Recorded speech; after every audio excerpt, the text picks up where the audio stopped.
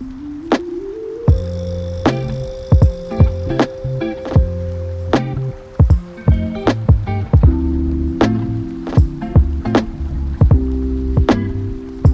welcome back to my channel. Today I wanted to talk a little bit about how you can stay organized in 2022. Hopefully you will find this video useful, especially if you're a GCSE or A-level student. So yeah, I hope you guys enjoy this video and let's get started. The first thing you need to do is check your notes. I know for me, I have missed some school this year, especially with UCAT, BMAT, and my interview. So because of that, there have been days I've had to take off school and therefore I have missed work. So what I mean by this is logging on to Google Classroom and checking your notes, seeing what you've missed, or even asking your teacher. This is really, really important. Essentially, you can't study unless all of your notes are in chronological order. For me, I have mocks in January, so it's crucial that I catch up on all the work I've missed and make sure it's all there. The next thing to do is organize your books and your folders. I was gifted these notebooks from Silvine and they have really helped me organize my notes and summarize them. I have this beautiful dotted notebook and I have been using this for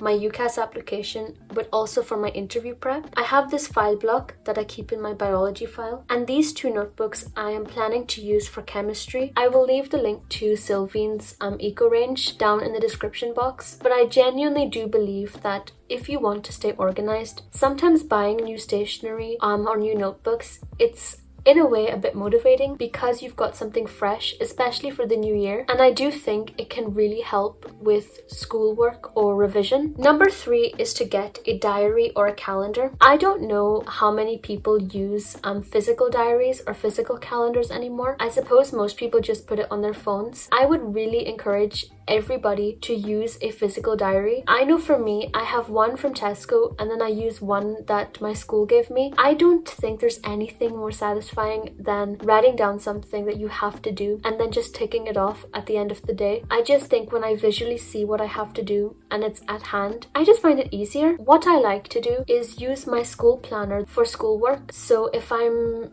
in biology class and I have some homework, then I can just write it down there when it's due and what exactly I have to do for it. When I'm in the study, then I can quickly do the homework that I've been given, and then I like to go home and then plan additional revision. Sometimes at A-level, my homework is pretty much just revise this or learn this because there's just so much content. So I find that if I plan exactly what I'm going to do in school but also at home, I can just plan my day accordingly. Another important thing is write down when you have exams. I know because of COVID, it is a bit uncertain as to when exams will be held or if they even will be held, but I think if you're able to go onto your exam board's website and look for the exam timetable and you find it, you should definitely write that down in a diary and on a calendar because it gives you a date to work for, but also it means that you can essentially try and plan your holidays or different events around those. If we talk about digital ways that you can stay organized, long-time viewers of the channel will know that I love to use Notion. I did stop using Notion for a while,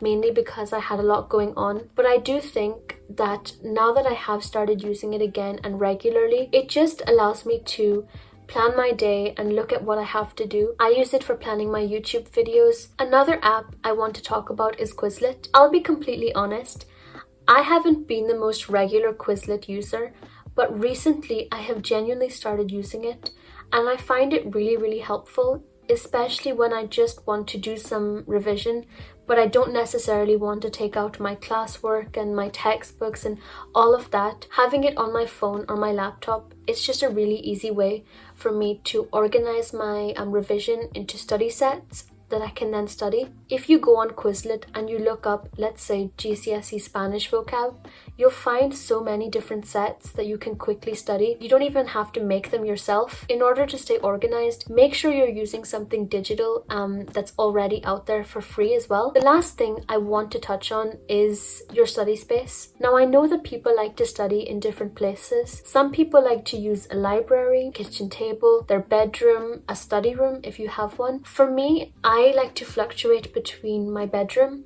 but also my study room. I think regardless of where you study, you need to make sure that it's tidy. I know for me, my bedroom is often quite messy. I have clothes everywhere, I've got books everywhere. I'm a very messy person when it comes to studying. Everything is everywhere basically, it's chaos. This makes it really difficult sometimes because there's just so much going on around me and therefore I want to procrastinate. This is actually my New Year's resolution, to study in not only a clean environment but also a mess-free environment, and I would implore you to do the same. It's all well and good organizing your books, organizing your notes, using physical and digital methods of planning, but to put all of that into practice, you need to make sure your surroundings are nice as well. So trying to make sure that you've got the windows open, you've got a tidy bed if you're studying in a bedroom, your desk is tidy, you've got lots of stationery with you. All of those things are really important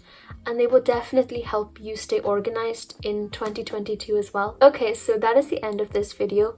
I hope you guys found it useful and I hope you can take something away from it. Let me know in the comments how you're doing, and if you have any questions, I would love to answer them. Thank you so much for watching. Please stay safe and have an amazing new year. Bye!